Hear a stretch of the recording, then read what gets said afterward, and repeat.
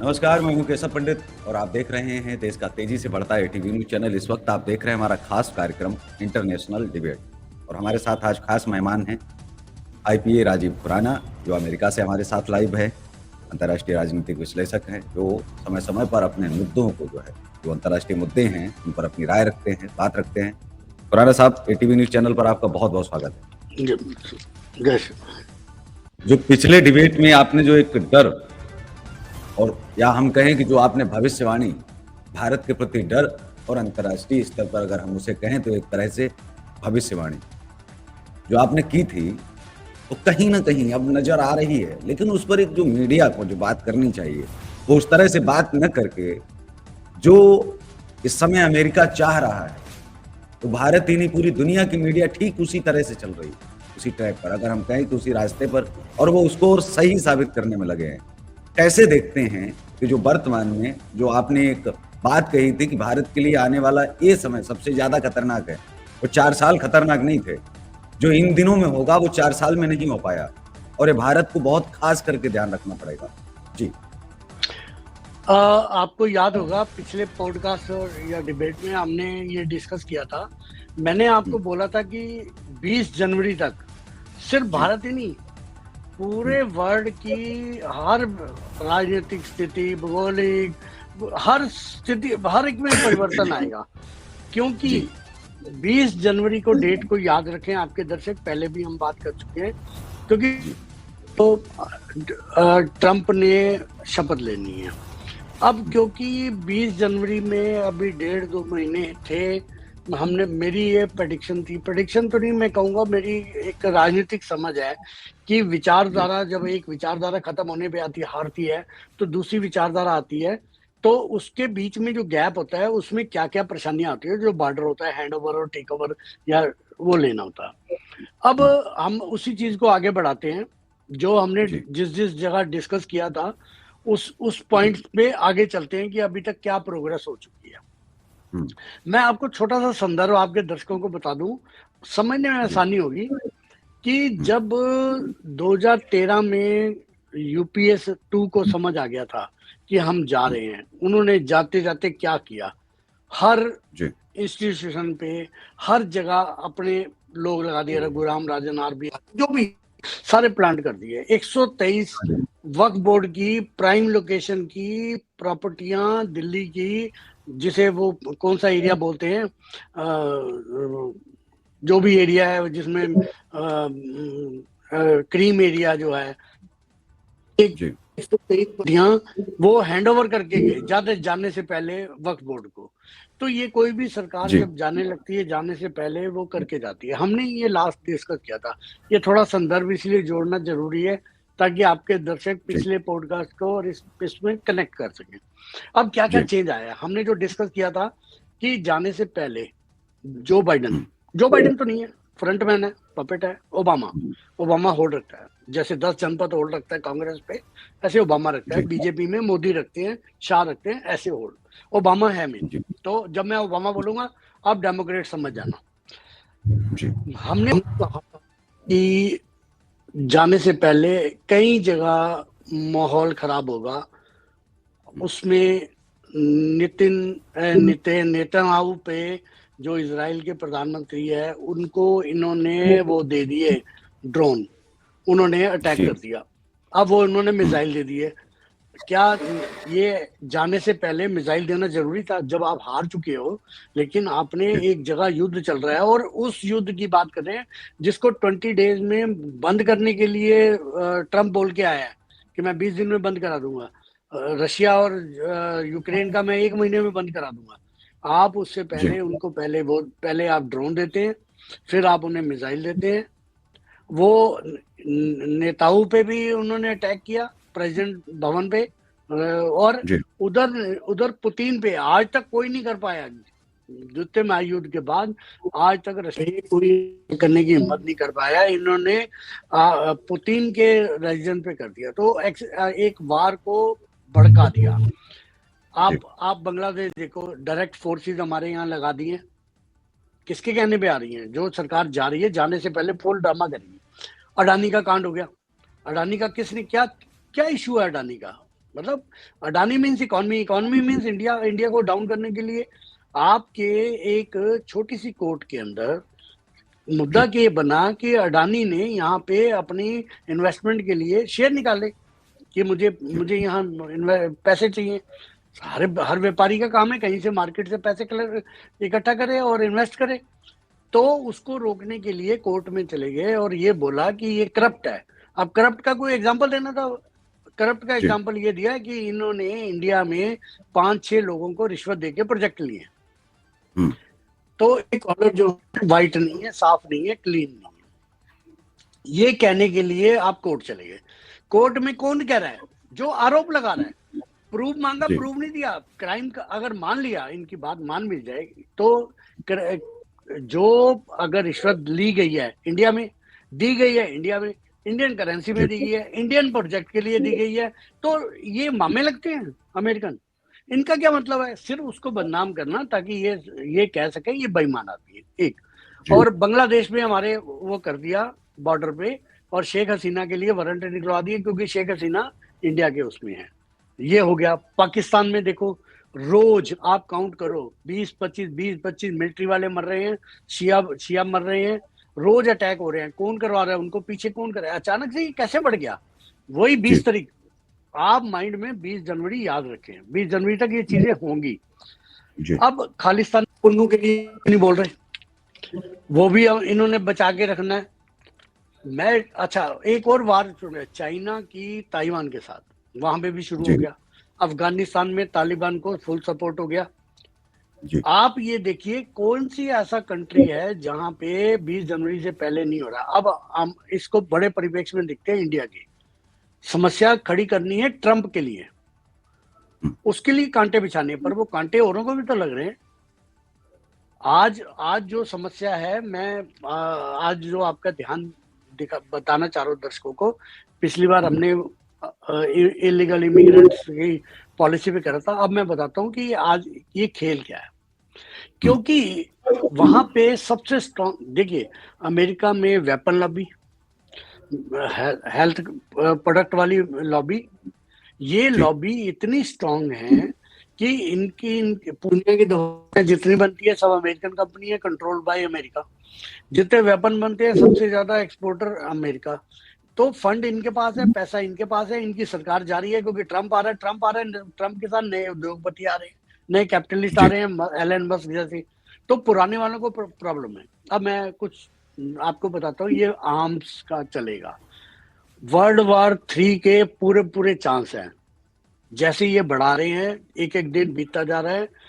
ये बहुत बड़ी बात आप कह रहे हैं कि जो वर्ल्ड वार 3 है उसको तो रोकने के लिए कहीं ना कहीं ट्रंप को अगर देखा जाता है कि ट्रंप और भारत में हमारे नरेंद्र मोदी जो प्रधानमंत्री जी हैं, ये लोग तो बाहर चाहते ही नहीं है, तो बाहर रोकने के लिए और आ रहा है। बाहर तो अभी छिड़ा हुआ है ये कहा जा रहा है।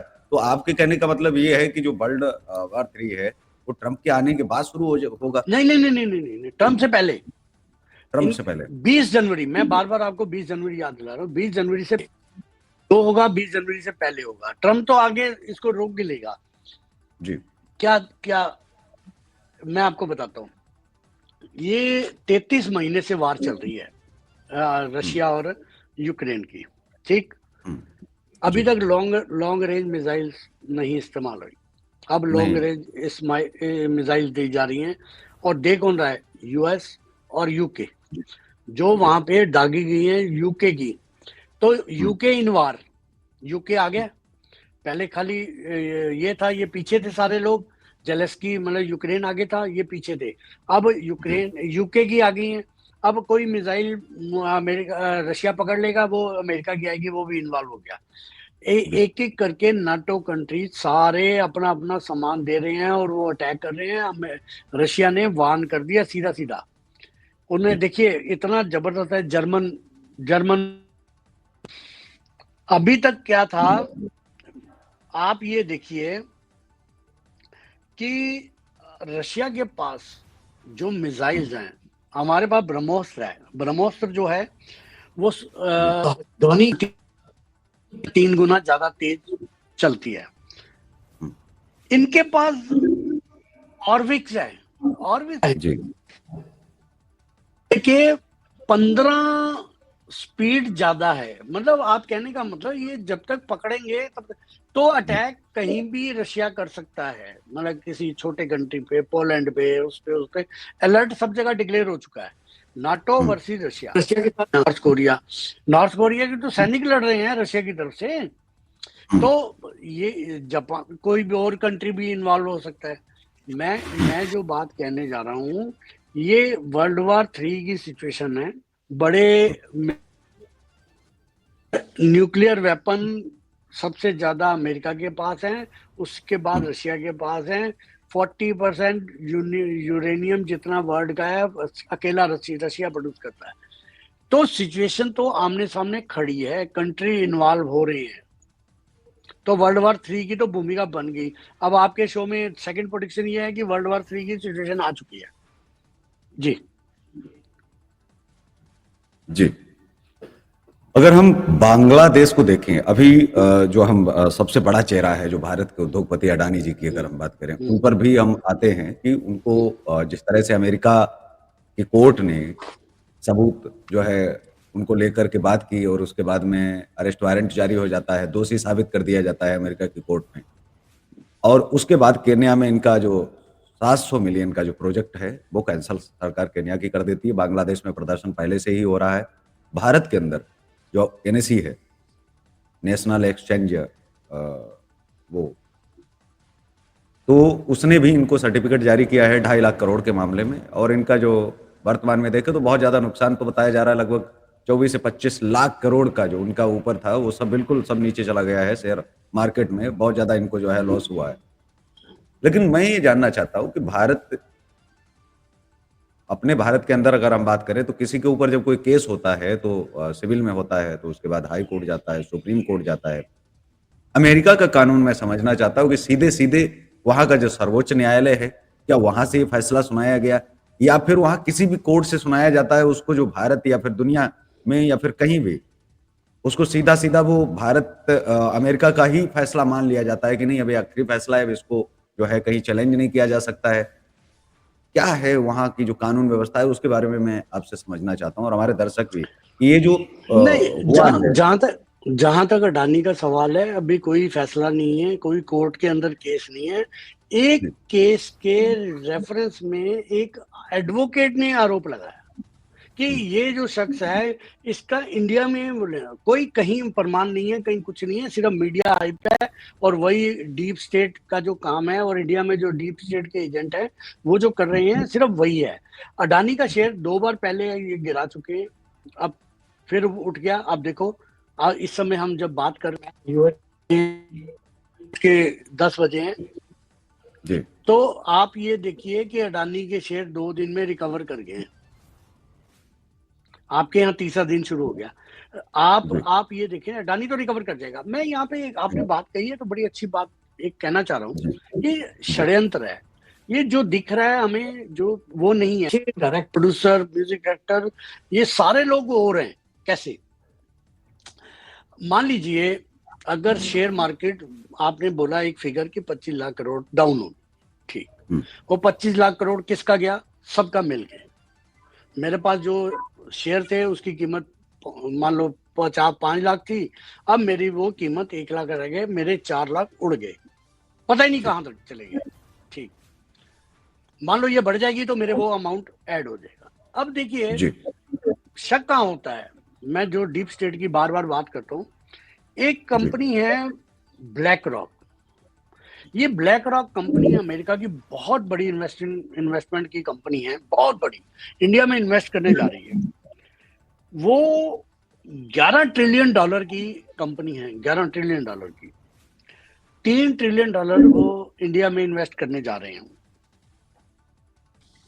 आप ये देखिए कि वो, अगर वो गिरी हुई, इस समय फायदा किसको है?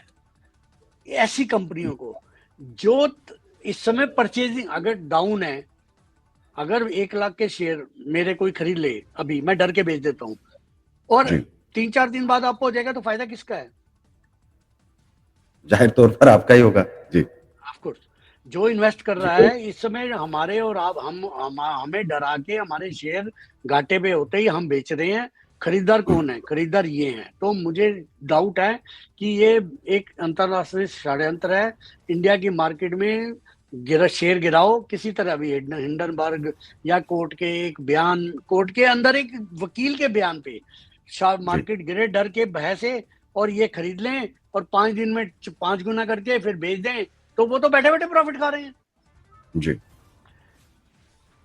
है कि आप समझे, यही काम पिछली बार भी हुआ है। परचेजर, आप परचेजर ढूंढ लीजिए, आपको पीछे के डायरेक्टर प्रोड्यूसर सब मिल जाएंगे कि इस समय इन्वेस्ट कौन करेगा। अडानी के शेयर अब कौन इन्वेस्ट करेगा, वही है कल्प्रेट। जी यहाँ कोई, आपने जो सवाल पूछा है, यहाँ किसी जी किस्म का कोई केस नहीं है अडानी पे, कोई कुछ जी नहीं है। सिर्फ अडानी का एक केस के अंदर जिक्र आया है कि इसको जी यहाँ पे अमेरिकन इन्वेस्टमेंट ना लेने दी जाए क्योंकि इसने इंडिया में। अच्छा मजेदार बात, उन्होंने जो ऐसे बोला है कि 5 या 7 लोग, जो भी फिगर बोला है, उनसे रिश्वत ली दे के अडानी ने ये काम किया है। भाई साहब वो तो सारे नॉन बीजेपी स्टेट है, उसका जिक्र कोई नहीं कर रहा। अगर रिश्वत लेने वाला अडानी है आपके हिसाब से, जो अमेरिका में चल रहा है, तो देने वाले कौन है? देने वालों के नाम आने चाहिए। देने वाले सारे नॉन बीजेपी है। नवीन पटनायक उड़ीसा, आप देखो ना नाम जिनके आ रहे हैं कि इन्होंने रिश्वत दी और इसने ली। अब लेने वाले सारे, अब विपक्ष, जिस दिन ये परत खुल जाएगी तो विपक्ष जो आज शोर मचा रहा है अडानी पे, इनकी पे परेशानी आ जाएगी। अच्छा, जो इलीगल इमिग्रेंट की बात होती है कि वो भेजे जाएंगे, डिपोर्ट किए जाएंगे भारत। हाँ, भारत के अंदर अगर हम बात करें वर्तमान समय की, और जो डेटा है वो ये कहता है कि यहाँ से है तो इलीगल, लेकिन वो टैक्स भरते हैं बाकायदा अमेरिका के अंदर। और वर्तमान में समय में वो 30,000 करोड़ जो है भर रहे हैं टैक्स। तो क्या ये नुकसान जो है आपको लग रहा है कि सहेंगे, और या ये गलती ऐसी करेंगे कि नहीं अब वापस हम भेज देते हैं, 30,000 करोड़ का कोई बात नहीं है, वो हम कर लेंगे। तो आने वाले समय में, क्योंकि ये कदम जो है इतने वर्षों में जानते हुए भी, क्योंकि उससे फायदा भी था, तो ये जो कदम बाइडेन सरकार ने नहीं उठाया, क्या आपको लग रहा है कि जो ट्रंप सरकार है जिसने कहा था कि हम भेजेंगे वापस, तो जो इलीगल वाली बात थी, जो आपने भी कहा था, क्या आप लग रहा है कि कुछ जिस तरह से अब कहा जा रहा है कि नहीं भाई 30,000 करोड़ तो आपको बैठे बिठाए आ रहे हैं, इलीगल तो आए लेकिन वो अब 1 नंबर में काम कर रहे हैं, अमेरिका में रह रहे हैं, साफ छवि के हैं, ठीक है। तो जब पिछली सरकारों ने उनको हाथ नहीं उन पर डाला है, तो ट्रंप क्योंकि ये भी बड़ा मुद्दा है, जो अमेरिका में रह रहे लोग हैं वो भले ही वर्तमान में ठीक है 1 नंबर में काम करें, वो जानते हैं कि हम इलीगल हैं, और अगर सरकार आती है तो डर तो उनके मन में अभी भी है कि हमें जो है वापस भेजा जाएगा भारत। तो कैसे आप देखते हैं कि क्या वास्तव में कदम उठाने जा रही है सरकार, या फिर ट्रंप का जो ध्यान है वो अंतर्राष्ट्रीय स्तर पर जाएगा और अमेरिका पर खास करके जाएगा, और इस वाले मुद्दे को शायद ध्यान ना जाए? मतलब जितनी प्राथमिकता दी जा रही है, जितना बोला जा रहा है भारत के अंदर कि नहीं अब तो वापस आना ही पड़ेगा आपको, ये तो पहले ही उसने बोला था, और आना उनको ही नहीं, यहाँ तो ये चिल्ला रहे हैं कि सबको वापस आना पड़ेगा। मतलब भारत सबकी वापसी करवा रहा है भारत से। तो ये जो आपने वो पहली बार ही आपने बता दिया था कि जो नैरेटिव सेट किया जा रहा है ठीक है, लेकिन जो सच्चाई है वो कोसों दूर है उससे।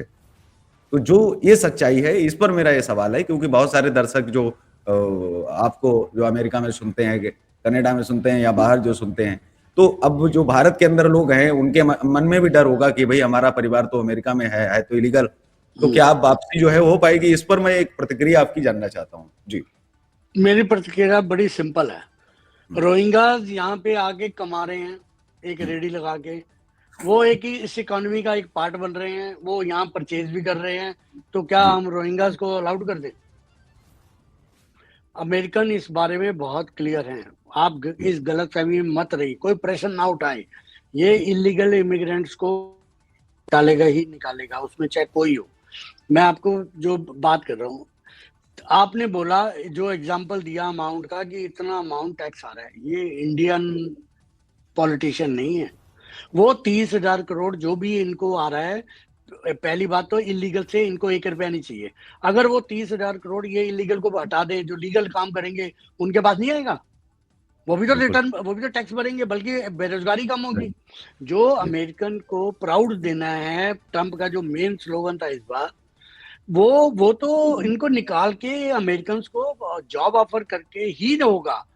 इलीगल इमिग्रेंट तो किसी कंडीशन पे बख्शे नहीं जाएंगे, ये बात तो तय है, चाहे वो जितना मर्जी टैक्स भरे, चाहे उनका कुछ भी हुआ हो, सोशल सिक्योरिटी नंबर हो, टेम्परेरी वर्किंग वीजा पे आए हो, H1B पे, H1B तो लीगल हो गया।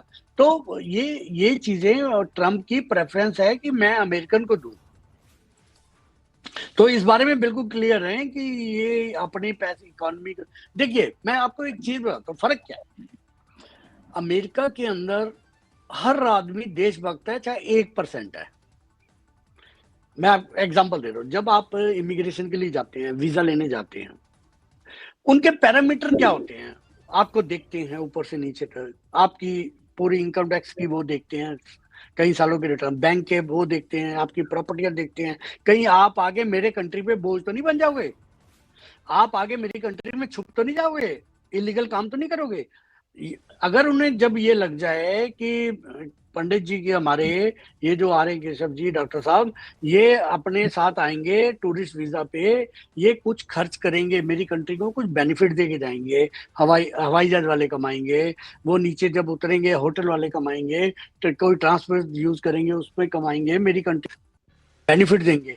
इस कंडीशन पे उनकी एक ही सोच होती है, यहाँ कोई रिश्वत लेके आपको वीजा नहीं देता, यहाँ कोई रिश्वत लेके आपको वो इमिग्रेट आपको वो नहीं बना के देता इमिग्रेशन। सो जी इनके अंदर देशभक्ति है, चाहे 1% हो, 10% हो, 50% हो, थोड़ी डिबेटेबल है। इंडियंस के अंदर ये प्रॉब्लम है कि इनकी जेब भर दो, कंट्री या बाढ़ में। एक बार बताओ, आप 5 करोड़ रोहिंग्यास की बात करते हैं, बांग्लादेशी की, ये कैसे आए होंगे? कोई तो इन्हें लाया, कोई तो इन्हें घुसाया, कईयों ने तो बसाया, कोई तो है जिन्हें राशन कार्ड बनाए, इनके वो बनाए, कोई तो है जो इनको वोटर कार्ड आए बना के वोट दिलवा रहा है, कोई तो है ना। वो कौन लोग हैं? उनमें देशभक्ति नहीं है? बिल्कुल नहीं है। ये है प्रॉब्लम। पहले आप अमेरिका से कंपटीशन करें, आप अमेरिका से सीखें भी। यहाँ पे किसी को एक बार समझ आता है, एक छोटा सा एग्जांपल देता हूँ आपको, बड़ा। जी यहाँ पे आप बच्चा पैदा हुआ आपका, हॉस्पिटल वाले आपके बच्चे को आपको तभी देंगे जब आप अपनी कार लेके आओगे, उस कार के अंदर बेबी सीट लगी होगी, हम्म, आपको एक दिन का बच्चा भी गोद में ट्रेवल करता हुआ पूरे अमेरिका में कहीं नहीं मिलेगा। आप उसके लिए कार सीट है, कार सीट के लिए कुछ कायदे कानून है, कुछ बेल्ट है, इसके बांध के रखना है। और क्यों? और पिछली सीट पे रखना है, अगली सीट पे भी नहीं आप रख सकते कार सीट। आप चाहे अकेले ड्राइव करें, आपका बेबी पीछे बैठ। तो ये जो स्टिक उनके कानून है बच्चे के लिए, इतने हार्ड है वो लोग। अगर आपने गलती से, बच्चा रो रहा है, आपने गोदी में उठा लिया और आस पास जाते हुए किसी एक ने देख लिया, वो जो पिक्चर है ना Mrs Chatterjee, Norway versus Mrs Chatterjee, वो आपका हम्म, बच्चा ले जाएंगे कि आप इस काबिल नहीं हो कि आप बच्चे को पाल सको। यहाँ अपने कंट्री का इतना सोचें, कंट्री के पीपल का लोग इतना सोचें कि कंप्लेंट कर देते हैं कि ये बच्चा ऐसे लेके चले। यहाँ तो इंडिया में तो टू व्हीलर पे पीछे बच्चा चल रहे हैं, अच्छा कार में लेके चल रहे हैं तो खुले में गोदी में बैठ के चल रहे हैं। मैं इनकी ये बता रहा हूँ, इनके अंदर नेशनलिज्म है भाई साहब। जो मैं बात कर रहा हूँ इससे कम्पीट नहीं किया जा सकता। हम जी अपने अंदर झांके, जी हम कहते हैं हमें क्या, साथ वाली कार में जी। बच्चा ऐसे बैठा हुआ है, हम कहते हैं यार अगर चोट लग गई तो हमारा क्या अब जान यहाँ है। पर एक सवाल साथ में ही मैं जोड़ रहा हूँ, भारत के राष्ट्रवाद में क्या कमी है? कि आखिर राष्ट्रवाद जो है वो 200 साल, 300 साल, 600 साल, 800 साल, 1000, 1500 साल से चिल्लाया जा रहा है। हम्म, लगातार जो है 1500 सालों से राष्ट्रवाद चिल्लाया जा रहा है। यहाँ वो उनकी संख्या एक भी नहीं थी, वो आए और उन्होंने पाकिस्तान बना लिया, अफगानिस्तान बना लिया, बर्मा बना लिया, म्यांमार बना लिया। जो बाकी के और कंट्री हम देखें तो उन्हें भी जो है अलग किया। नेपाल भी पहले इसी में शामिल जो है बताया जाता था कि एक अखंड हिंदुस्तान का हिस्सा हुआ करता था। हम्म। तो ये जो आप देख रहे हैं, और आज भी लगातार वो अपने आप को वही बताते हैं, वो अपने आप को इनोसेंट ही बताते हैं कि नहीं भाई, आप जो इल्जाम लगा रहे हैं वो तो गलत है। हम भी तो राष्ट्रवाद की परिभाषा में आते हैं, उसमें से दो चार खड़े हो जाते हैं, तो उनका वो नाम लेकर के, जैसे एपीजे अब्दुल कलाम के रास्ते पर तो नहीं चल रहा है, लेकिन कहते हैं कि अगर सारे मुस्लिम अगर भारत छोड़ करके अमेरिका पाकिस्तान चले गए होते तो एपीजे अब्दुल कलाम कहाँ पैदा होते। तो ये जो इस तरह के जो बयान जो दिए जाते हैं और इस तरह की जो विचारधारा, वो केवल उसी समय याद आती है जब कोई ये कहता है कि भाई पाकिस्तान जिंदाबाद बोलना है तो आप पाकिस्तान चले जाइए। राष्ट्रवाद में, भारत के राष्ट्रवाद में क्या कमी है और किस तरह से सुधार करना चाहिए? क्योंकि आपने एक लंबा समय खर्च किया है, पूरी दुनिया में बहुत सारे देशों में गए हैं, लोगों के केवल विचारों को ही नहीं समझा, लोगों को भी आपने पढ़ा है, वहां की भौगोलिक स्थितियां भी देखी हैं, चीजें भी देखी हैं कि एक हम विश्व गुरु की बात तो करते हैं, लेकिन एक विश्व गुरु बनने के लिए चाहिए क्या? हमारे देश में जो एजुकेशन है उसमें कितने सुधार होने चाहिए, हमारे जो लोग हैं उनके विचारों में कितने सुधार होने चाहिए, और क्या अगर मैं सीधे सीधे कहूं कि लातों के भूत है, बातों से नहीं मानेंगे, मतलब कानून बना देना चाहिए। तो कितना सहमत है कि भारत कितना तैयार है नए भारत के लिए? नया भारत तो कहा जा रहा है, लेकिन नए भारत में कुछ बदलाव क्या हुए कि तकलीफें तो सभी को हुई।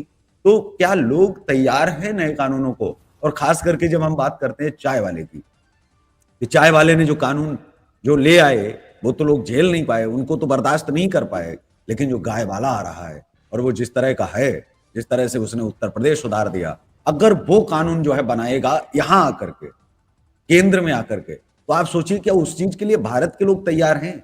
मैं यहां भारत के लोग जब कह रहा हूं तो मतलब है कि हिंदू और मुस्लिम सब आ गए, क्योंकि अगर कल को कोई भी कानून बनाया जाएगा, यहाँ जो लोगों का नजरिया है, जो सोचने का तरीका है, वो थोड़ा हिंदू मुस्लिम अगर निकाल दे सब एक जैसा है कि लापरवाह लोग हैं। तो क्या कड़े कानून अगर बनेंगे तो वो तकलीफें तो सभी को होंगी। अगर कहा गया कि यहाँ कचरा नहीं करना है तो वो नहीं करना है, ये केवल मुस्लिम पर तो लागू नहीं होगा, ये केवल सिख या जैन पर तो लागू नहीं होगा, नहीं करने में सभी आएंगे, चाहे भाजपा का हो, कांग्रेस का हो, चाहे किसी जाति का हो, किसी धर्म का हो। कैसे देखते हो भारत के राष्ट्रवाद को? और फिर मैं चाहूंगा कि उसके बाद में अमेरिका के राष्ट्रवाद और भारत के राष्ट्रवाद में अंतर क्या है कि अमेरिका इतने वर्षों से विश्वगुरु है और अब विश्वगुरु कह के भी विश्वगुरु नहीं है। जी, पहली बात तो ये है कि हमारा जो राष्ट्रवाद है ना, देखिए जब बच्चा पैदा होता है ना तो उसको सबसे पहले क्या विचार, क्या संस्कार, क्या दिए जाते हैं, वो व्यवहार होता है उस बच्चे का। हमारे अंदर हम बच्चों को राष्ट्रवाद सिखाते ही नहीं है, ना हमारे कहीं परिवार में बताया जाता है, ना राष्ट्रवाद हमारे स्कूलों में बताया जाता है, ना हमारे किसी भी उसमें सोशल उसमें बताया जाता है। अब मैं आता हूँ, जो लोग 2 मिनट के लिए राष्ट्रगान पे खड़े नहीं हो सकते, वो राष्ट्रवाद की क्या बात करेंगे? दूसरी बात, राष्ट्रवाद जो है वो हमारे और इनके राष्ट्रवाद में बहुत फर्क है। वहां कुछ भी हो, सबसे मिनिमम देखिए, एक तो यहाँ लैंग्वेज एक है, लगभग पूरा अमेरिका इंग्लिश बोलता है, एक लैंग्वेज इजी टू कम्युनिकेट। दूसरा, हमारे यहाँ लैंग्वेजेस बहुत हैं, और आपके और हम यहाँ कोई रिलीजियस आदमी नहीं है। यहाँ कहीं आपको चर्च में जाता हुआ, कहीं जाता हुआ नहीं मिलेगा, काम करता हुआ मिलेगा।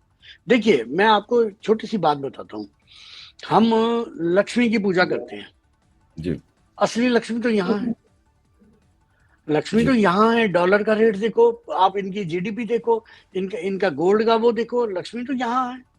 चलो, आप कहते हो कुबेर, इनकी एसेट देखो, हम एसेट देखो, हम पूछ नहीं रह गए, इन्होंने कर लिया। आप विश्वकर्मा, हम विश्वकर्मा की पूजा करते रहे, एक दिन मनाते रहे पूरा उसका, इन्होंने 100 मंजिली बिल्डिंग बना दी, हम आज तक नहीं बना पाए। इन्होंने जो इतने बड़े बड़े टूरिज्म प्लेसेस बनाए हैं, वो नियाग्रा फॉल की हिस्ट्री पढ़ो, आप हैरान हो जाओगे। पूरी इंडस्ट्री थी, इंडस्ट्री हटा के दोबारा ग्रीन किया है। जी, तो ये हम इन देवी देवताओं को पूजते रह गए, इन्होंने उनको अडॉप्ट कर लिया है, बेसिक फर्क यहाँ है। तीसरा इनका जो राष्ट्रवाद है वो ट्रू राष्ट्रवाद है, ये कंट्री का सोचते हैं। मैं अगर पिछले प्रोग्राम में आपके हमने डिस्कस किया था कि जो 6 स्टेट थी डेमोक्रेट की, बाइडन और ओबामा की पार्टी की, वो स्विंग होके इस बार इधर आ गई है ट्रंप के साथ। तो ये लोग राष्ट्र के साथ चलते हैं, इनमें कोई पर्सनल नहीं लेता, जात बिरादरी धर्म विशेष का कोई लेना देना नहीं है। यहाँ कोई भी किसी, यहाँ कुछ नहीं है कि एक फतवा होगा और ये वोट तो, ऐसा कुछ ध्रुवीकरण नहीं है, पोलराइजेशन कहीं नहीं है। मुद्दे पे पोलराइजेशन थे, मुद्दे हमने आपके प्रोग्राम में डिस्कस किए कि क्या क्या मुद्दे थे, ठीक है। ये जो हमारे साथ शॉर्ट टर्म होने जा रहा है, ये 20 जनवरी तक है। मैं फिर आपको याद दिला रहा हूँ, अभी देखो, जो डेमोक्रेट ने, जो बाइडन ने 23 जज, यहाँ पे जो सिस्टम है जुडिशरी सिस्टम, वो गवर्नमेंट अपॉइंट करती है, सीनेट डायरेक्ट चुने जाते हैं, मेयर डायरेक्ट चुने जाते हैं, पुलिस कमिश्नर जिसे बोलते हैं वो डायरेक्ट चुने जाते हैं पब्लिक से। तो 23 जज अपॉइंट किए, जिसपे ट्रंप ने बहुत जबरदस्त रिएक्ट किया कि मेरे आने तक कोई कुछ मत करो, आप सिर्फ, सरकार जाने वाली है, आपके अंदर पावर नहीं है, आप ये नहीं कर सकते। और और इंटरेस्टिंग, यूक्रेन का कर्ज माफ कर दिया, मिसाइल दे दी, पहले उससे पहले ड्रोन दे दिए, अब कर्ज माफ कर दिया कि आज तक ना पैसे इनका सब माफ। किसके लिए कर रहे हैं? इनके आपसी है, ट्रंप को रोकना है, ट्रंप के लिए कांटे बिछा रहे हैं। और अडानी का प्रोजेक्ट है जो चाइना के साथ क्लैश कर रहा है, उसके लिए अडानी को डाउन कर रहे हैं। चाइना को वो प्रोजेक्ट मिलना चाहिए, इसीलिए इसके अगेंस्ट सारे प्रपंच रचे जा रहे हैं। अब मैं आपके दर्शकों को एक फायदे की बात बताता हूँ, इसी में अपॉर्चुनिटी इस समय, क्योंकि मुझे वर्ल्ड वॉर 3 दिख रहा है, आर्म्स बेचे जाएंगे, आर्म खरीदने वाले बहुत हैं, क्योंकि लड़ाइयां बढ़ रही हैं और लड़ाइयां बढ़ रही हैं, एक्सीलरेट हो रही हैं। यूक्रेन और इसका रशिया का भी लगभग युद्ध बढ़ गया, इसका भी ईरान के साथ शुरू हो गया, इसराइल का। और तीसरा मोर्चा कोई भी कहीं भी खुल जाए, बांग्लादेश इंडिया खुल जाए या पाकिस्तान और अफगानिस्तान तो खुला ही हुआ है, वेपन तो सबको चाहिए। इस किसी को शेयर खरीदने है तो मेरी आपके दर्शकों को रिक्वेस्ट है, आर्म्स कंपनियों के खरीदें। आर्म्स कंपनियों के सेल होगी, उनकी सेल होगी, उनके शेयर्स के रेट बढ़ेंगे, वो इन्वेस्टमेंट के लिए बहुत बढ़िया है। वो यहाँ पे जो चल रहा है अमेरिका में, वही मैं आपके दर्शकों को बता रहा हूँ। इस समय सब लोग आर्म्स कंपनियों में शेयर खरीद रहे हैं।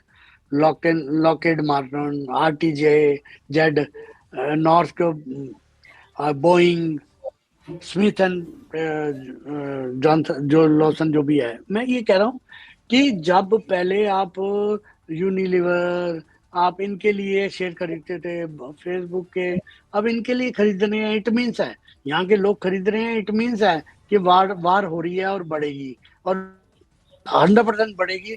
इंडिया को, आप लोगों को, हम लोगों को बहुत बच के रहना है 20 जनवरी तक। राष्ट्रवाद तो यहाँ है, अपने कंट्री के जो कंपनियां हैं वो अपना आम हथियार बेचेंगे, ये उनमें शेयर डालेंगे, प्रॉफिट ये भी खाएंगे, प्रॉफिट वो भी खाएंगे बेच के, और मरेंगे कौन? दो कंट्री, कोई भी जो लड़ रहे हैं आपस में। वो सवाल मेरे अब है कि अमेरिका के अंदर स्वतंत्रता बहुत है, कहा जाता है कि जो फ्रीडम है, जो लोगों को अपने लिए, वो बहुत ज्यादा है, लेकिन राष्ट्रवाद पर कोई समझौता नहीं, कोई स्वतंत्रता नहीं। क्या ये अगर मैं कहूं तो ये सच है? पहला सवाल मेरा ये है। और भारत को कैसे आप देखते हैं, ये मैं एक तुलनात्मक आपका जो है अध्ययन मैं जानना चाहता हूं कि क्या आपका रहा है। और दूसरा मेरा सवाल कि क्या जो भारत के अंदर हावी है पहले से, जैसे कांग्रेस आई तो अब पाकिस्तान जो है वो थोड़ा सा सर उठा लेता था, बांग्लादेश सर उठा लेता था, या अन्य हम देश कहें कि वो सर उठा लेते थे, मतलब उनको फायदा होता था जो अमेरिका के खिलाफ थे या रसिया के खिलाफ थे, तो इन देशों को बहुत ज्यादा फायदा था। या एक तरह से हम कहें जो भारत के दोस्त थे उनके विपरीत जाकर के हमारे यहाँ की जो डेमोक्रेसी थी, उसके जो लीडर थे, वो जो है कहीं ना कहीं विदेश नीतियां तय करते थे और बनाते थे इस तरह का माहौल। फिर जो राष्ट्रवादी और राष्ट्रवाद पर जो बात करने वाले लोग हैं वो जब आते थे, फिर पुनः से वही उसी तरफ ले आते थे कि रूस पर बात करनी है, अमेरिका पर बात करनी है, रिश्ते हमको ठीक करने हैं। अमेरिका के अंदर भी क्या वही हावी हो रहा है? क्योंकि अभी तक के इतिहास में मैंने जहां तक अपना अध्ययन किया है, और क्या मैं ठीक हूं ये भी आपसे जानने का प्रयास करूंगा, कि एक राष्ट्रपति गया, दूसरा राष्ट्रपति आता था, विचारधाराएं थोड़ी भिन्न हो सकती थी, शायद एक देश से कम हो सकता था प्रेम, दूसरे देश से थोड़ा सा ज्यादा हो सकता था, विदेश नीतियां बदली नहीं जा सकती थी, ये जो बहुत सारी चीजें थी बदलते ही नहीं थे। कहते थे जैसे स्वतंत्रता में और राष्ट्रवाद में जमीन आसमान का अंतर है। आपको देखिए स्वतंत्रता तो मिलेगी, लेकिन आपकी अपनी निजी स्वतंत्रता, अमेरिका के अंदर की स्वतंत्रता, लेकिन जब भी अमेरिका की बात आएगी तो आपको अधिकार नहीं रहेगा, क्योंकि फिर वो राष्ट्रवाद है। अगर उसके ही खिलाफ आपने बोल लिया फिर काहे की स्वतंत्रता? तो ये जो हावी हो रहा है कि ट्रंप से राष्ट्रवाद, बाइडेन से जो है वो एक तरह से हम कहें कि वामपंथ या फिर लेफ्टिस्ट से उनका साथ दे रहे हैं, डीप स्टेट वगैरह जो आपने चीजें कही हैं, तो क्या भारत की तरह अब अमेरिका के अंदर वाकई में वैसी राजनीति अब होने लग गई है और या इस तरह का दौर आ गया है? आने वाले समय में अमेरिका फिर बहुत बड़ी चीज में, क्योंकि अब तो उनके घर में जो है गृह युद्ध जैसी स्थिति खुद ही बनती नजर आ रही है कि अब दो पक्ष जो है, पहले वो केवल अमेरिका को बढ़ाने के लिए लड़ते थे, अब जो घर में उनके जो अब स्थितियां हो रही हैं, वो अब एक तरह से टीम बना ली है कि भाई ट्रंप आएगा तो इस टीम को सपोर्ट करेगा, बाइडेन आएगा तो इस टीम को सपोर्ट करेगा। तो इस तरह से आपको लग नहीं रहा है कि दो फाड़ होते जा रहे हैं, और जिस तरह बाइडेन का इशारा है, जिस तरह वो जा रहे हैं, वो तो पूरी दुनिया पर राज करने के लिए पहले से ही तैयार बैठे हैं। तो उनको जो इशारा है, जैसे अखंड भारत की जो हमने बात की थी, और सारे लोग जो है कहते थे कि वो एक जोड़ना और जो हमारे दिमाग में है, तो बाइडेन जो असल में अमेरिका को जरा राष्ट्रवाद का रास्ता अपना दिखा रहे हैं, और उस राष्ट्रवाद के नाम पर जो दुनिया को मदद भेज रहे हैं कि हम, हमारे अंदर मानवता है, इंसानियत है, इन सब चीजों के आधार पर हमें पूरी दुनिया को देखना है, अमेरिका को दादा बन के चलना है, हम बराबर रहें। तो कैसे आप देखते हैं कि क्या वाकई में जिस तरह से यहाँ अखंड भारत, मतलब कल्पनाएं थोड़ी थोड़ी सी, उनकी परिभाषाएं अलग हो सकती है, शब्द अलग हो सकते हैं, लेकिन अगर उसको हम थोड़ा सा उसमें अगर एक तुलना करें, तो कहीं ना कहीं कुछ अब नजर आने लगा है वो अमेरिका के अंदर। जी नहीं, पहली बात तो ये इनमें राष्ट्रवाद तो दोनों में है, एक जो बेसिक फर्क है। दूसरा, उनकी जो डेमोक्रेट हैं, उनका ये सोच ये है कि हम बिजनेस करें और जनरेट करें। अगर कहीं लड़ाई हो रही है तो उसमें वेपन बेचें, नहीं हो रही तो लड़ाई करवा के वेपन बेचें, हमें अपना फायदा होना, ये हमारे कंट्री की प्रोस्पेरिटी बढ़नी चाहिए, हम नंबर 1 रहना चाहिए। ट्रम्प चाहता यही है, मोटो यही है, पर ट्रम्प ये चाहता है कि जो मैं कर रहा हूँ वो प्रोड्यूस करूँ, अपने कंट्री में करूँ, अपने कंट्री के लोगों के लिए करूँ, और उसमें भी राष्ट्रवाद है। दोनों में दादा बनने की तमन्ना दोनों की है, दोनों दादा बने रहना चाहते हैं, इसमें कोई दो राय नहीं है। जी ये जो आर्म्स लॉबी का मैं बार बार जिक्र कर रहा हूँ, आर्म्स लॉबी, मेडिकल लॉबी, ये जो है इनकी बहुत बड़ी आईटी, तीसरी जो बन गई है वो आईटी। तो इन लोगों के पास बहुत ज्यादा पूरे वर्ल्ड में राइट्स हैं। आप कोई कंपनी बनाइए, आप ओला बनाइए, ये खरीद लेंगे। इनकी उबर आई, आपने ओला बनाई, इन्होंने खरीद ली। आपने इनका बनाएंगे, वो ये खरीदेंगे। मालिक खुद बनेंगे, नौकर सब बने। यहाँ पे अमेरिका की दोनों की सोच, चाहे बाइडन हो चाहे इनका, ये ओनर बने रहना चाहते हैं जी किसी भी चीज के। आपने कोई नया चैनल बनाया, बहुत बड़ा हो गया, अल्टीमेटली इंडिया में 2-4 लोग खरीदेंगे, अल्टीमेटली बायर कौन होगा? अमेरिकन। हॉटमेल किसने खरीदी? अमेरिकन ने। ये चाहते हैं इंडियंस जो हैं, ये बहुत अच्छी लेबर है, ये यहाँ काम करें। आपने जो दूसरा सवाल पूछा वो ये था, मैं उसमें एक थोड़ा संदर्भ लेना चाह रहा था। इन लोगों की आपसी लड़ाई, आपने बड़ा बड़ा अच्छा सवाल पूछा है, इसका जवाब बड़ा सटीक होना चाहिए। दोनों बातें हैं कि इन लोगों की लड़ाई हो गहरे निचले स्तर पे आ गई है, जैसे हमारे यहाँ है थोड़ा, कि हमें दिखना शुरू हो गया, ओहो ये ऐसे कर रहे हैं, कांटे पर खा रहे हैं। किसी इंडियन न्यूज चैनल ने या पॉडकास्ट वाले ने किसी ऐसे गेस्ट को बुला के अमेरिका की पॉलिटिक्स, क्योंकि अपने देश से फुर्सत नहीं है, कोई करता था, अब हम भी थोड़े मेच्योर हो गए हैं, फर्क है, दोनों चीजें हैं। एक, इनकी लड़ाई निचले स्तर पे आई है, कुछ हमारा कद बढ़ गया इंडियंस का। आज हम डिस्कस कर रहे हैं अमेरिका की पॉलिसी, अमेरिका की पार्टी, अमेरिका क्या कर रही है, डेमोक्रेट क्या कर रहे हैं, ट्रम्प आ गया तो क्या होगा, उसको एनालाइज कर रहे हैं। कहीं युद्ध हो रहा है तो इनका क्या रोल है, इन्होंने क्या वेपन बेचे हैं। मार्टर जो कंपनी है, मार्टिन जो के क्या है वो आर्म्स की कंपनी, लॉकहेड मार्टिन, वो कितने हथियार बेच रही है, आरटीएक्स कितना बेच रही है, हम आज इसको भी एनालाइज कर रहे हैं। पहले ये हमारे डिफेंस के कुछ लोग करते थे। मैं दोनों बातें बताना चाह रहा था कि आप जो कह रहे हैं वो भी ठीक है, इनका लेवल गिरा है, हमारा लेवल बढ़ गया, अलावा वर्ल्ड की पॉलिटिक्स भी डिस्कस कर रहे हैं। ये एग्जांपल है, आज हम और आप बैठे इस बात पे कर रहे हैं, और भी कई लोग कर रहे हैं, राष्ट्रवादी लोग। तो ये फर्क आ गया है दृष्टि में। जैसे अगर हम देखें कि राष्ट्रवादी दोनों ही हैं, चाहे वो अखंड भारत की बात कर रहा है वो भी राष्ट्रवादी है, और जो हिंदू राष्ट्र की बात कर रहा है वो भी राष्ट्रवादी। बस दोनों में अंतर ये है कि एक शायद अखंड भारत वाला वो हिंदू राष्ट्रवादी से ज्यादा राष्ट्रवादी हो, बस वो रास्ता थोड़ा सा अलग है, अगर हम इस तरह से। बिल्कुल। लेकिन अगर हम पाकिस्तान को देखें कि आने वाले समय में पाकिस्तान की क्या स्थिति और क्या हालात, क्योंकि ये तो दिल्ली तक आने वाले थे, समोसे खाने वाले थे, तो इनकी हालत पर आप क्या कहेंगे? नहीं, पाकिस्तान देखिए, प्रायोरिटीज होती हैं। हमारी प्रायोरिटी है कि हमें ग्रो करना है, पढ़ना लिखना है, पूरे वर्ल्ड में अब जॉब करनी है। मेन कंपनियों में जितने सीईओ हैं वो चाहे एम्प्लॉई हैं तो इंडियन ना, वो अपने टैलेंट, हम लोगों का सोच ये है, इनकी सोच नहीं। आप पाकिस्तान छोड़िए, बांग्लादेश देखिए, बांग्लादेश 6 पॉइंट समथिंग जीडीपी थी। पूरा इनका कारपेट, जो कारपेट बिछाए जाते हैं नीचे, वो गारमेंट्स इनके एक्सपोर्टर्स थे। इन अचानक इनको प्रोग्रेस करते करते रोजगार मिला हुआ था, सब कुछ हुआ था, अचानक इनको याद आया कि ये तो हमारा एजेंडा ही नहीं है। जी उन्होंने एक लोकतांत्रिक चुनी हुई सरकार गिरा दी, एक पता नहीं क्या बिठा दिया ला के, अमेरिका से आगे बैठ गया और क्या हालत करके भिखारी बना दिया। तो यही सोच पाकिस्तान की थी पहले। आज बांग्लादेश इससे बढ़िया एग्जांपल नहीं है। जब सब लोग एंजॉय कर रहे थे इकोनॉमी को, जी अपनी जो करेंसी को एंजॉय कर रहे थे, आज वो भिखारी बन गए हैं। ऐसे ही अफगानिस्तान हुआ है। इतने रिसोर्सेज हैं अफगानिस्तान में, इतना जबरदस्त है, पाकिस्तान में कम है। पूरे वर्ल्ड की आप नमक देख लीजिए, सेंधा नमक, काला नमक, भंडार है पाकिस्तान के पास, लेकिन बर्बाद हुआ पड़ा है। गधे डंकी बेच बेच के अपना घर चला रहे हैं, इकोनॉमी चला नहीं, रहे हैं। उनके उनके पास तो इतने मंदिर थे, और ये भी जो है उनके पास तो इतने मंदिर थे, अगर वो उन्हीं को सजा लेते तो उनसे आने वाला चढ़ावा ही, जो हिंदू अगर चाहते, अगर वो बढ़िया सा एक माहौल रखते आजादी के बाद में आने जाने का, और जो वो एक तरह का था, तो मुझे लगता है कि यहाँ के मंदिर अकेले 3.5 लाख करोड़ एक साल में जो है सरकार को दे रहे हो। 44 लाख करोड़ तो टोटल बजट है भारत का।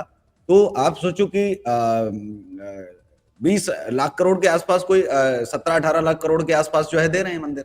तो अगर हम पाकिस्तान की अगर बात करें, तो पाकिस्तान में क्या ये केवल मंदिर से ही कमाई से इतना बढ़ जाते हैं? जैसे आज हम बात करें अन्य देशों की, चाहे सऊदी अरब की बात करें या दुबई की बात करें, दुबई में बड़ा भव्य मंदिर बना, तो अब दुबई का एक अपना अलग होता जा रहा है, और बहुत सारे देश सब जो इस्लामिक कंट्री हैं वो अनुमति दे रही हैं, और वो भी विशालकाय मंदिर बनाने के लिए कि नहीं, आप आइए, स्वागत है, आप मंदिर बनाइए। तो ये क्या वजह है? एक तो मंदिर के लिए भी, कि जो मंदिर मंदिर अब जो चल रहा है, भारत के अंदर तो था ही, लेकिन अब भारत के बाहर जो मंदिर को लेकर के जो डेमोक्रेसी, लोकतंत्र में, उसके लिए क्या जगह है? क्यों ये जो है किया जा रहा है? लगातार अभी तक बढ़ रहे थे, लेकिन मंदिर अमेरिका में या ब्रिटेन में, इन देशों में ठीक था, बन रहे थे, कोई समस्या नहीं आ रही थी, लोग बन भी रहे थे हिंदू। लेकिन जो कट्टर इस्लामिक देश हैं, उनसे जो अपेक्षा की ही नहीं जा सकती, तो वहां तो रहना ही मुश्किल है। ऐसे देशों में अब मंदिरों का निर्माण हो रहा है, खुद वहां लोग जा रहे हैं। जो राजा थे अब वो कट्टर नहीं रहे, या फिर इनकी विचारधारा रातों रात कैसे बदल गई? अभी तक न बदलने वाली विचारधारा। जी नहीं, ऐसा नहीं है। देखिए, हम्म, जैसे जैसे नीचे से तेल, नीचे इनको हम्म, पता है कि 20-25 साल बाद तेल खत्म हो जाएगा, तो इकोनॉमी क्या रहेगी, इसलिए पहले ही टूरिज्म पे आ गए, लिबरल हो गए। लिबरल दिख रहे हैं, हो गए हैं नहीं हुआ पता नहीं, लिबरल दिख रहे हैं। दुबई बुर्ज खलीफा बना दिया, आप आओ पैसे दो, ऊपर चढ़ो, नीचे उतरो लिफ्ट से, पैसे दो, आप आओगे पैसे दो, इनकी एयरलाइंस पैसे दो। ये इन्होंने, जो तेल खत्म हो रहा है इनकी जमीन के नीचे से, जो अगले 20 साल में बहुत हो जाएगा वो, और लोग उस पे व्हीकल पे आई जा रहे हैं, इलेक्ट्रिक जी व्हीकल पे। तो इलेक्ट्रिक। इनको समझ आ गया है कि हम 10 साल से ज्यादा पेट्रोल और डीजल पे, पेट्रोल प्रोडक्ट्स पे नहीं रह सकते, इसीलिए लिबरल होने की आपको इमेज दे रहे हैं। उसी इमेज में फायदा दे रहे हैं टेम्पल दूसरे को देने का। मैं आपको टेम्पल की इकोनॉमी बताता हूँ, एक जबरदस्त। पहले जमाने में जितने भी क्योंकि पहले साधन नहीं, बैठ के बैलगाड़ियों में और इनमें अपना सामान लेके जाते थे, बेचते थे। ये जो मेला सिस्टम है, ये जो कुंभ लगता है, ये जो सारी चीजें लगती हैं, आपने गौर किया ये सारा किसी पवित्र स्थल के पास होता है, चाहे वो हरिद्वार है, चाहे ये मंदिरों की जगह थी, वहां मंदिरों में लोग आते थे, ये व्यापारी भी वहां आते थे, ये एक बिजनेस स्पॉट होते थे, वहां जी पे बिजनेस होता था। तो मंदिरों में पैसे का लेन देन, मंदिरों की आड़ में, क्योंकि इकट्ठा होने की जगह थी, आप जी दर्शन भी करो, घूमो फिरो भी, परचेजिंग भी करो। आप देखा होगा पुरानी पिक्चरों में, मेलों में जाके वो वर्दी खरीद रहे हैं, खिलौने खरीद रहे हैं, कपड़े खरीद रहे हैं, क्योंकि छोटे गांव पब्लिकली में। पब्लिकली सिक्योर भी है, मतलब सिक्योर भी है, सिक्योरिटी भी है, दिन में लोग घूम रहे हैं और चीजें हो रही हैं, तो वो एक तरह से सुरक्षित भी है। हाँ, वो वही, अगर मंदिर बनेगा तो कौन कौन आएगा वहां? जो है वो आएंगे। अब दुबई की बात कर रहे हैं हम, जो यूएई की, लिबरल जो दिख रहा है कि नहीं है, मैं अभी भी इस पे कन्विंस नहीं हूँ, लेकिन जो आएगा वो उनके जहाज पे आएगा, अमीरात पे आएगा, उस पे आएगा, यहाँ होटल में रुकेगा, मंदिर में दर्शन करेगा, कुछ खरीदेगा, कुछ वो करेगा। तो इकोनॉमी का पार्ट लेके उन्होंने मंदिर बनाया है, इसमें कोई रिलीजियस पॉइंट मेरे को नहीं नजर आता। जी पाकिस्तान ने ये डिस्ट्रॉय कर लिया, करतारपुर खोल के उनके समझ आ गया। आज करतारपुर देखो, ननकाना साहब जहाँ गुरु नानक देव पैदा हुए, इससे बड़ा किसी के लिए भी, पंजाबियों के लिए तीर्थ स्थल क्या हो सकता है, पंजाबी क्या, हिंदुओं के लिए। तो बिल्कुल।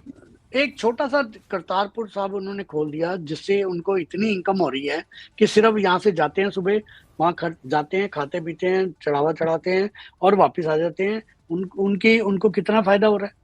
अगर ये सारे मंदिर खोल लेते हैं इंगराज का, ये जितने मंदिर अगर इन पे तोड़ा हिंदू जाते, जो आपने सवाल उठाए, देखिए इसको खाली धार्मिक दृष्टिकोण नहीं लेना चाहिए था, इसको आप इकोनॉमी का सूत्र मानना चाहिए था। अगर पाकिस्तान ये मान जाता, समझ जाता, तो ये गलती कभी ना करता, करनी भी नहीं चाहिए थी उसे। जी। अच्छा, लड़ाई भी अगर हम देखें इनके आसपास, अगर हम पुराने मुद्दों पर बातचीत करें, अमेरिकन आए, हम अमेरिकन से नफरत नहीं कर पाते, सॉरी, जो अंग्रेज आते हैं, जो ब्रिटेन से लोग आते हैं, हम उनसे नफरत नहीं कर पाते। जबकि 350 साल ताजा ताजा घाव दे करके गए हैं, रह करके गए हैं, और हमारे लोग मार के गए हैं, उसकी एक हिस्ट्री है, वीडियो है, फुटेज है, दस्तावेज है, सब कुछ उपलब्ध है, मौजूद है। मुगलों का कुछ ऐसा खास मौजूद नहीं है कि किसको मारा, किसको मिटाया, किसी के परिवार वाले भी शायद अभी नहीं होंगे कि जो ये कहे कि नहीं औरंगजेब ने खास करके मेरे परिवार को मारा, इस तरह से मेरे दादाजी को मारा था, ये मेरे दादाजी का नाम है, और मेरे दादाजी को जो है इस कारण लटकाया था, कोई भारत के अंदर कहने वाला नहीं है। न कोई इस तरह का कोई पुस्तक जो है आई कभी, और न ये कहा गया। जैसे भगत सिंह का परिवार मौजूद है जो ये कह सकता है कि अंग्रेजों ने फांसी दी, चंद्रशेखर आजाद का परिवार मौजूद है, नेताजी बोस का परिवार मौजूद है, रानी झांसी रानी लक्ष्मीबाई का परिवार मौजूद है। इस तरह से अगर हम भारत के अंदर देखें तो बहुत सारे परिवार हैं जो मौजूद हैं। कह सकते हैं कि भाई हमने पीड़ा और दर्द सहा है, हमारे परिवारों ने, उनको तकलीफ मिली है। लेकिन जो मुगल थे, 800 साल उन्होंने शासन किया, 800 साल शासन करने के बावजूद अंग्रेज आए, तो हमको तो अंग्रेजों को ध्यान रखना चाहिए था, क्योंकि हमारे ऊपर जिसने ताजा घाव किया। लेकिन अंग्रेजों को, जहां तक मैं समझता हूं, जो अध्ययन हमने किया, उन्होंने हमारे धार्मिक स्थल नहीं तोड़े, उन्होंने एक भी हमारा धार्मिक स्थल नहीं तोड़ा, जिस कारण हम उनसे नफरत नहीं कर पाते। उन्होंने हमारे झंडे नहीं फाड़े, जिससे हम नफरत नहीं कर पाते हैं। उन्होंने हमारे जनेऊ भी नहीं उतारे, जिससे हम नफरत नहीं कर पाते हैं। उन्होंने हमारे साथ में ऐसा कोई काम नहीं किया जो एक नफरत की बजाय, वो हालांकि घाव दिए हैं, वो ठीक है, एक शासन की जो व्यवस्था, लोग कहते हैं जब यहाँ वैसे ये बोलते हैं कि भारत के अंदर औरंगजेब का जो लोग थे वो सब शासन करने की नीयत से आए थे, शासन करने में और एक तरह से कट्टरवाद में, धार्मिक कट्टरवाद हो जाना। जैसे पाकिस्तान अलग तो हुआ, लेकिन वहां के सारे मंदिर समाप्त कर दिए, सारे हिंदू जो रहे बचे थे वो समाप्त कर दिए लियाकत पैक्ट के बावजूद भी। तो ये शासन में और चीजों में क्या अंतर है? क्योंकि अंग्रेज भी कम तो क्रूर नहीं थे, क्रूर बहुत थे, लेकिन अंग्रेजों से हम नफरत क्यों नहीं कर पाते? पूरी दुनिया में अंग्रेज जाते हैं, कोई एक नफरत का एक भी कहीं से बयान नहीं आता। और केवल भारत ही नहीं, भारत ही क्यों, भारत ही नहीं और भारत ही क्यों, पूरी दुनिया में अंग्रेजों ने राज किया, पूरी दुनिया में जाते। और यही अमेरिका में, अमेरिका पर भी तो अंग्रेजों ने जो है शासन किया, लेकिन उनसे नफरत की कोई वजह क्यों नहीं मिलती? शासन की क्रूरताएं, मतलब अगर इतिहास पढ़ो तो रूह कांप जाए। इतनी जो है बड़े बड़े जो है दर्दनाक जेलें बनाना, मारना लोगों को, पूरी दुनिया में एक तरह अलग अलग किस्म का शासन चलाया उन्होंने। और क्रूरता में मुगलों से कोई कम नहीं थे। शायद मुगल थोड़े बहुत, फिर भी हमको लगता है कि वो थोड़े दयालु टाइप के थे, अंग्रेजों में वो भी नहीं था, लेकिन उसके बावजूद भी उनसे नफरत नहीं है, उनके बच्चों से नफरत नहीं है, उनके धर्म से नफरत नहीं है। एक क्या वजह है? किस तरह से आप देखते हैं कि जो नफरत ताजी होनी चाहिए थी वो नफरत नहीं है, और जो हमें याद नहीं है हम उनसे आज भी नफरत जो है कर रहे हैं? जी नहीं, पहली बात तो ये, क्योंकि पिछले 100, 125, 150 साल का है, हमारे पास साक्षात वो है, साक्षात प्रमाण है, इसलिए हम ये बात बोल रहे हैं। अत्याचार तो उन्होंने किए जो निर्घुष होके आए। इन ये देखिए, अंग्रेज आए, अंग्रेज एक सिस्टम लेके आए, सिस्टम के साथ काम किया। ये देखो, जातिवार आपको क्या कोई ट्रेन वापस ले गए, रेल पटरी तोड़ गए क्या? ये इवन अफगानिस्तान से भी अपने जाने से पहले कुछ सारा सामान छोड़ के गए हैं ना, शिक्षा व्यवस्था दे के गए हैं, के गए हैं कि ऐसे गवर्नर होना चाहिए, उसके नीचे होना चाहिए, ये इसको सलूट करेगा, ये इसकी बात मानेगा, ये उसको करेगा, ये वर्दी पहनी जाएगी, ये ऐसा होगा, वैसा होगा। जितने पुल बना के गए, आज भी शादरा और दिल्ली का पुल जो है आज भी अंग्रेजों का बनाया हुआ, आज भी क्या जातिवाद बम से उड़ा गए? देखिए अंग्रेज, फर्क है, अंग्रेज जो कौम है, पढ़ी लिखी कौम है, ये डेमोक्रेटिक में है। अगर ईस्ट इंडिया कंपनी आई, इन्होंने यहाँ देखा और कब्जा कर लिया और बाद में उन्होंने क्वीन को दे दिया। क्या किसी इस्लामिक जो आया, बाबर आया, वो कोई आया, उन्होंने यहाँ जीत के क्या सिस्टम किसी और को दे दिया अपने किसी सरदार को? नहीं, अंग्रेजों ने वो क्वीन को दिया, वो अपने कंट्री को दिया। कंट्री ने कुछ यहाँ रूल्स बनाए, ऐसे किसी की गर्दन नहीं काटी, एक सिस्टम बनाया। भगत सिंह को भी जो फांसी हुई उस पर केस चला। आप ये देखो, जो वो ठीक है, जलियांवाला बाग कोई चीज ऐसी है जिसके कारण उनको भागना पड़ा और जल्दी भागना पड़ा। असल में आपको क्या, हम एक कबूतर, एक मुर्गी के बदले अनाज बट्टा सट्टा करते थे? हमारा वेइंग सिस्टम नहीं था, कौन दिया? अंग्रेज दिए हमें। डॉक्टर पे जो मेडिकल का शुरुआत की वो अंग्रेजों ने की। आप हॉस्पिटल का जो कंसेप्ट था अंग्रेजों। देखिए मैं आपको बार बार, शिक्षा व्यवस्था ठीक है, आप मैकाले को गालियां दें, आप कुछ भी करें, पर उसने शिक्षा दी। क्या किसी मुगल ने कोई सिस्टम बनाया शिक्षा का? कभी सुना? क्या उन्होंने क्या कुछ ऐसा किया जिसमें एक, वो तो निरंकुश हमलावर थे, हमला किया, मारा पीटा उन्होंने, ना कोई कोर्ट, ना कोई सजा, ना कुछ। यहाँ जिसको भी हुई है तो अंग्रेजों से नफरत ना करने के कई कारण हैं। दूसरा, अंग्रेज जो हैं जल्दी भेदभाव नहीं करते। अगर इंडियंस जो लोग भाग रहे हैं कनाडा, अमेरिका, इंग्लैंड, यहाँ पे वो क्यों जा रहे हैं? क्योंकि उन्हें डिस्क्रिमिनेशन नहीं लगता। यहाँ अंग्रेज आपको देखे हेट नहीं करता, आपको ब्राउन मैन, ब्लैक मैन नहीं बोलता, वो एक्सेप्ट करता है आपको। इनके अंदर इंसानियत है। हम इंसानियत के सिर्फ जाप करते हैं, आरती भजन कीर्तन में, हम इंसानियत नहीं रखते। आज भी आप SC ST के साथ जो हम लोगों ने किया है उसकी सजा हम ही भुगत रहे हैं, हिंदू समाज भुगत रहा है। तो हम, डिस्क्रिमिनेशन तो हमारे में है। आप गोत्र से बाहर करके दिखाओ। आप अभी भी इंटर कास्ट, मैं इंटरफेथ की बात नहीं कर रहा, इंटर कास्ट करके दिखाओ, अभी सारे समाज सामने आ जाएगा। देखिए बात यह है कि अपनी जो कमियां हैं वो हमें पता होनी चाहिए। अंग्रेजों ने अपनी ब्रीड सुधारने के लिए जितने सेक्रीफाइस किए ना, मैं आपको बता नहीं सकता। इनको अपनी ब्रीड सुधारने के लिए इन्होंने अपने बच्चों का सेक्रीफाइस किया है कि ये ऐसे नहीं, हमें बच्चा ऐसा चाहिए जो 6 फीट हो, ऐसा तगड़ा हो, गोरा हो, वो हो, उसके लिए क्रॉस ब्रीडिंग तक करी है इन्होंने। पूरे सेक्रीफाइस किए इन लोगों ने अपनी ब्रीड सुधारने में। हमारे वो नाटों के नाटे, कालों के काले होते जा रहे हैं, हमें एक ब्रीड को सुधार नहीं रहे। अब थोड़ा सा इंटरकास्ट शादियां हो रही है जिससे जो नई ब्रीड आ रही है वो थोड़ी बेटर आ रही है, इसलिए हमारी जो नई ब्रीड है वो यहाँ आके खुश है, वो इंडिया में रह के खुश नहीं है। आरक्षण उसका दूसरा कारण है, वो आज का विषय नहीं है। अमेरिका पे आते हैं, आज के विषय पे। देखिए अमेरिका डायरेक्ट कब्जा कभी नहीं करेगा। अफगानिस्तान 10 साल बाद छोड़ दिया, वो कब्जा करना अमेरिका की पॉलिसी नहीं है। आपकी पॉकेट पे, आपके ब्रेन पे, आपके हार्ट पे कंट्रोल, आपके शरीर पे कंट्रोल करने का उसका कोई इरादा नहीं है। तो वो सब कुछ कर रहा है। और 20 जनवरी का जो हमने बात की थी, आज उसी को हमने एक्सटेंड किया कि ऐसे ऐसे अच्छा, सवाल और है जो हमारे दर्शकों की तरफ से भी आया था कि अमेरिका के अंदर जो ये यहाँ जो एक बनता है माहौल, जो बनाया जाता है कि ट्रंप जो है वो वाइट की बात करता है, और साथ में ही एक और मेरा प्रश्न है कि क्या अमेरिकन, जैसे पिछली बार जब ट्रंप आए थे तो उन्होंने इस्लामिक टेरर कहा था, इस्लामिक टेरर, इस्लाम, और मैं ये देखना चाहता हूं कि आपसे, मैं ये जानना चाहता हूं आपसे कि वहां के जो लोग हैं वो दाढ़ी वालों के साथ में किस तरह से देखते हैं कि कट्टरवादी हैं, इस तरह से, क्योंकि लोग तो बहुत सारे आते होंगे। क्या अमेरिकन की जो सोच है वो इंडियन के लिए और जो अन्य जो इस्लामिक कंट्री हैं उनसे आने वाले लोगों के लिए, क्या जो सोच ट्रंप की है ठीक वैसी ही अमेरिकन की है? जी, ये मैं जानने। नहीं, इतने ऐसे नहीं है। अगर ऐसा होता तो माहौल खराब होता। तो यहाँ के लोग बेसिकली ऐसी सोच नहीं रखते। एक, जब तक जी कि आप सामने से कोई ऐसी हरकत ना करे जो उनके नहीं वो लिए, ठीक है, उनके समाज के लिए उचित मैं हो। उस पर नहीं जा रहा, मैं उस पर नहीं कि वो घृणा इतनी करें कि मार काट तो कहीं नहीं हो रही, भारत में भी नहीं हो रही। मैं ये जानना चाहता हूँ, जो मैं मेरा सवाल है वो सवाल थोड़ा सा आपको सोचना पड़ेगा, समय भी कम है।